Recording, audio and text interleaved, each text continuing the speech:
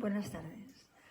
El desafío climático ha pasado de ser un problema incómodo pero distante a una emergencia climática mundial que amenaza la vida del planeta en las próximas décadas y que nos afecta a todos, aquí y ahora.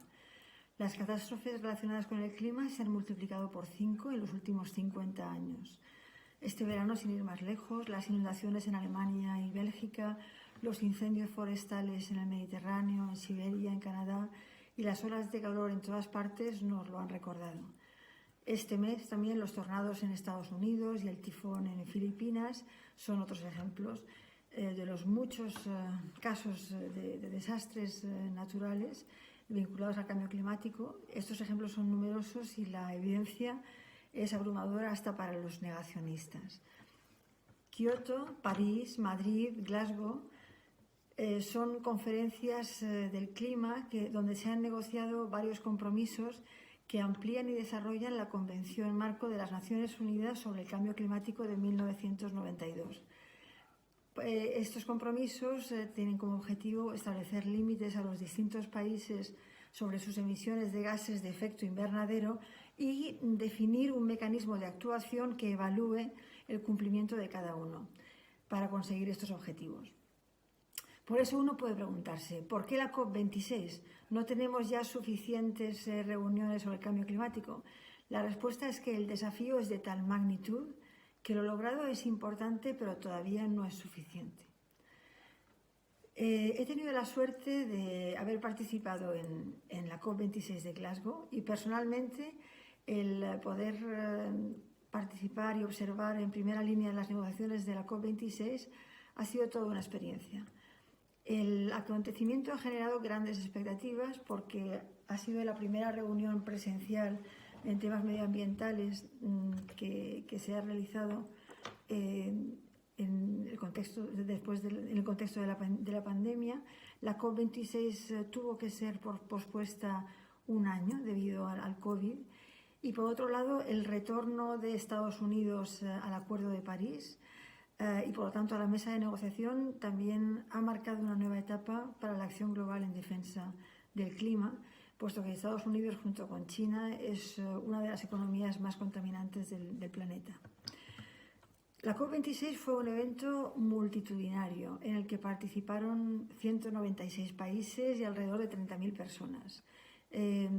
Esta experiencia fue a la vez fascinante y agotadora. Me impresionó la variedad de eventos y de manifestaciones que tenían lugar todos los días.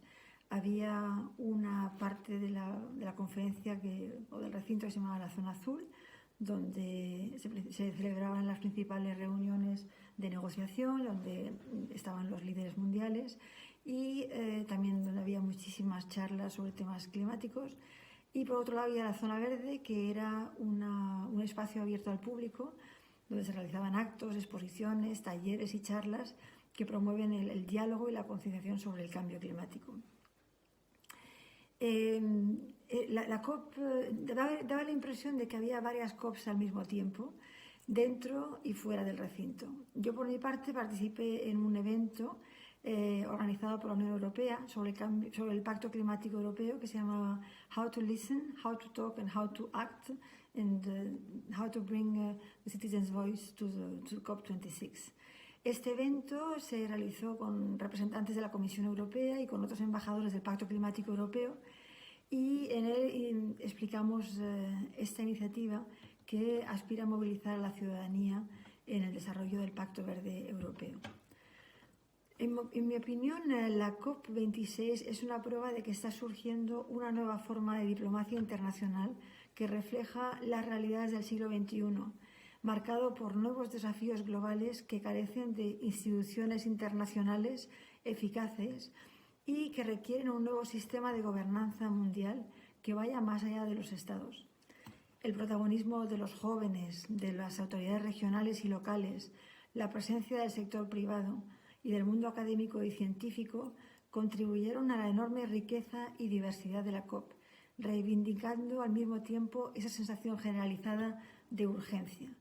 A menudo fuera del recinto teníamos manifestantes que nos recordaban que era muy importante hacer frente a este desafío con unos compromisos que sean suficientemente ambiciosos para frenar el calentamiento del planeta.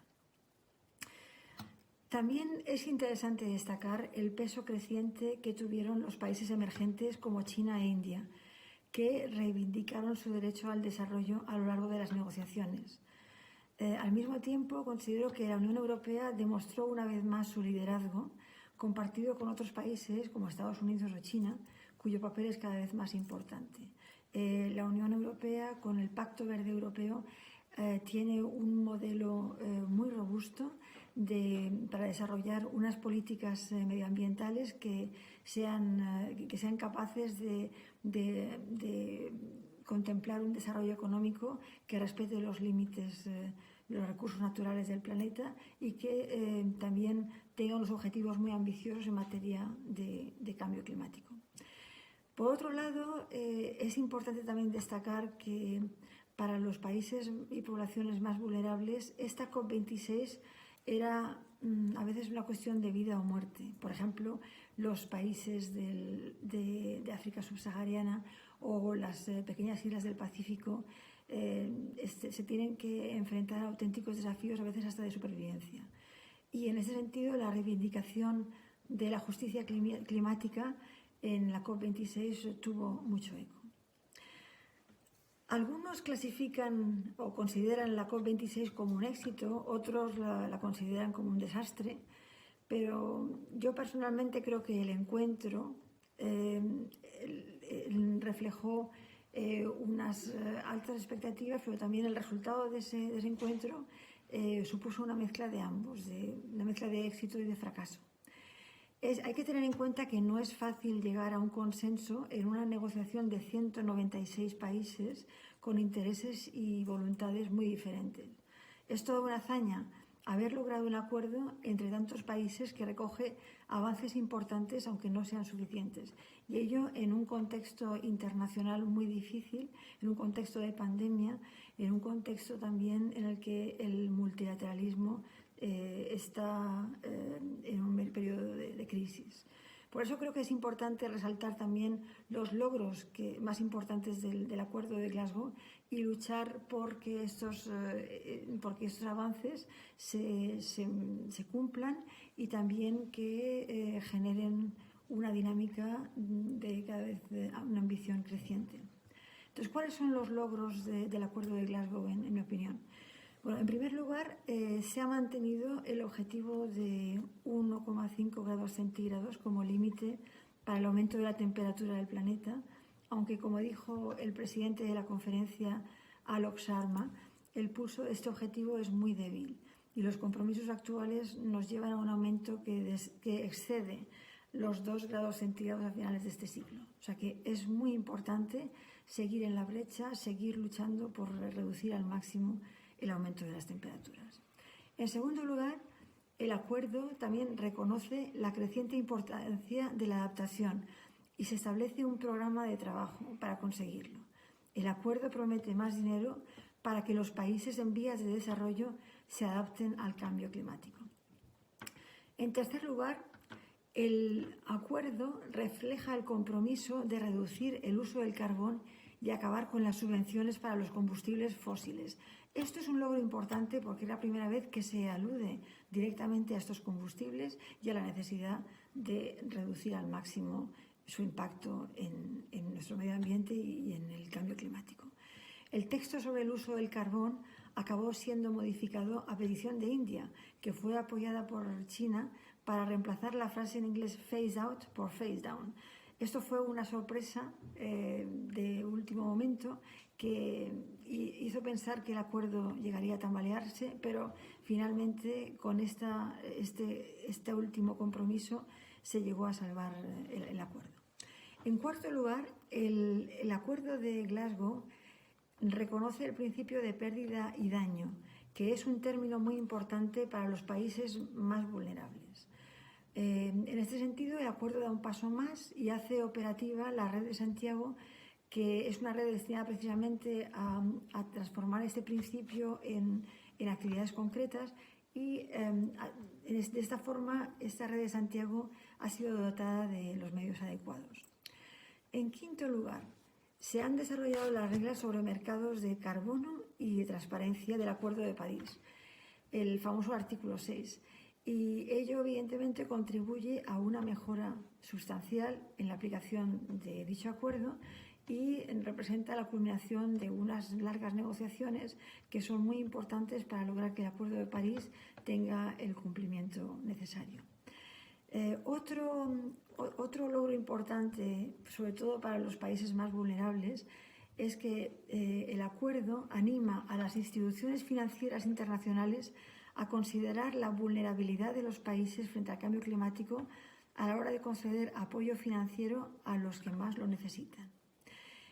Y por último, hay que tener en cuenta que además del acuerdo de Glasgow, del texto final, también la COP ha supuesto también una ocasión para lograr acuerdos importantes para poner fin, por ejemplo, a la deforestación, para reducir drásticamente las emisiones de metano y para movilizar la financiación privada en torno al objetivo del cero neto de emisiones, así como acuerdos más exigentes que impulsan la financiación climática para la adaptación. O sea que la COP26 también ha servido de catalizador para lograr que otros actores que se han reunido en Glasgow también se manifiesten y se comprometan en la lucha contra el cambio climático a través de acciones concretas. En conclusión, la pregunta de esta charla de si el acuerdo de Glasgow ha sido un éxito o un fracaso es una respuesta que implica reconocer que todavía queda mucho por hacer, pero el acuerdo ha conseguido avances importantes en un contexto internacional cada vez más difícil y, en mi opinión, sería un grave error desdeñar su importancia. Tenemos que seguir trabajando y considerar el Acuerdo de Glasgow como una etapa importante en nuestra lucha contra el cambio climático. Como dijo Antonio Guterres, el secretario general de las Naciones Unidas, "Never give up, never retreat, keep pushing forward. I will be with you all the way. COP27 starts now."